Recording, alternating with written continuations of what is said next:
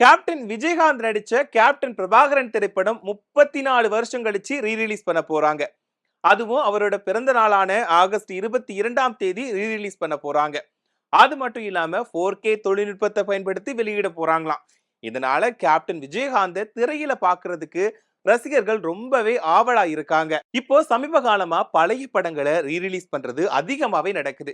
குறிப்பா நடிகர்களோட பிறந்த நாள் அன்னைக்கு அவங்களுக்கு பிளாக் பஸ்டர் அமைஞ்ச படங்களை ரீரிலீஸ் பண்ணிட்டு வராங்க. இதுக்கு ரசிகர்கள் மத்தியில வரவேற்பு அதிகமா இருக்குன்னே சொல்லலாம். ஏன்னா சில பேர் ஏற்கனவே அந்த படத்தை திரையில பார்க்க மிஸ் பண்ணியிருப்பாங்க. அதனால ரீரிலீஸ் பண்றப்ப பார்த்து என்ஜாய் பண்ணலாம்னு நினைக்கிறாங்க. அது மட்டும் இல்லாம தங்களுக்கு பிடிச்ச படத்தை மறுபடியும் திரையில பார்க்கிறதுக்கு ரொம்பவே ஆர்வம் காட்டுறாங்க. அந்த வகையில மறைந்த கேப்டன் விஜயகாந்த் பிறந்தநாளான ஆகஸ்ட் 22ஆம் தேதி கேப்டன் பிரபாகரன் படத்தை டிஜிட்டல் முறையில ரொம்பவே பிரம்மாண்டமா ரீரிலீஸ் பண்ண போறாங்க.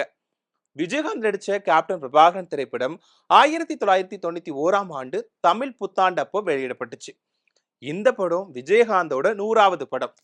அந்த காலத்துல அதிக பொருட்செலவில் எடுக்கப்பட்டு திரையரங்குகள்ல 300 நாட்களுக்கு மேல ஓடி மிகப்பெரிய பிளாக் பஸ்டர் வெற்றியை பெற்றது இந்த படம் தான். இந்த படத்தோட வெற்றி தான் விஜயகாந்துக்கு கேப்டன் அப்படின்ற புனைப்பெயரை மக்கள் மத்தியில நிலைநிறுத்துச்சு. அதுக்கப்புறமா தான் அவரு கேப்டன் மக்கள் மனசுல நல்லாவே பதிய ஆரம்பிச்சாரு. குறிப்பா படத்தோட வெற்றியை நினைவு கூறும் வகையில கேப்டன் விஜயகாந்த் என்ன பண்ணாரு அப்படின்னா தன்னோட மூத்த மகனுக்கு விஜய பிரபாகரன் அப்படின்னு பெயர் சூட்டினாரு. கேப்டன் பிரபாகரன் திரைப்படம் விஜயகாந்துக்கு மட்டுமில்ல அதன் நடிச்ச பல கலைஞர்களோட ஒரு முக்கிய திருப்பு முனையா அமைஞ்சதுன்னே சொல்லலாம்.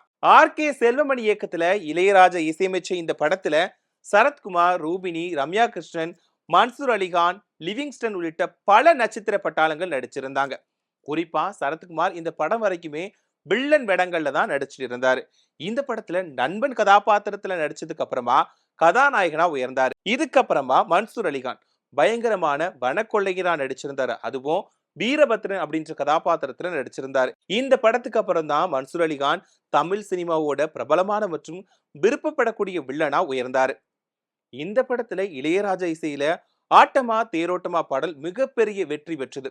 இந்த பாடல் இப்போ வரைக்குமே எல்லாரோட விருப்ப பாடலாவே இருக்கு.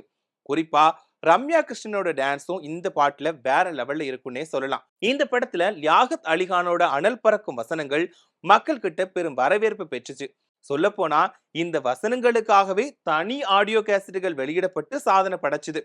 இந்த படத்துல விஜயகாந்த் ரொம்பவே கம்பீரமா அந்த கதாபாத்திரத்துக்கு ஏத்த மாதிரி கச்சிதமா இருப்பாரு. இந்த நிலையில தான் 34 வருஷத்துக்கு அப்புறம், அதாவது கேப்டன் பிறந்தநாளான 22ஆம் தேதி ஆகஸ்ட் 22ஆம் தேதி 4K தொழில்நுட்பத்தை பயன்படுத்தி கேப்டன் பிரபாகரன் படத்தை ரீரிலீஸ் பண்ண போறாங்க. மறைந்த கேப்டன் விஜயகாந்த் பிறந்தநாள் ஆகஸ்ட் 22ஆம் தேதி வருது. அதை முன்னிட்டு இந்த படத்தை வெளியிட திட்டமிட்டு இருக்காங்க.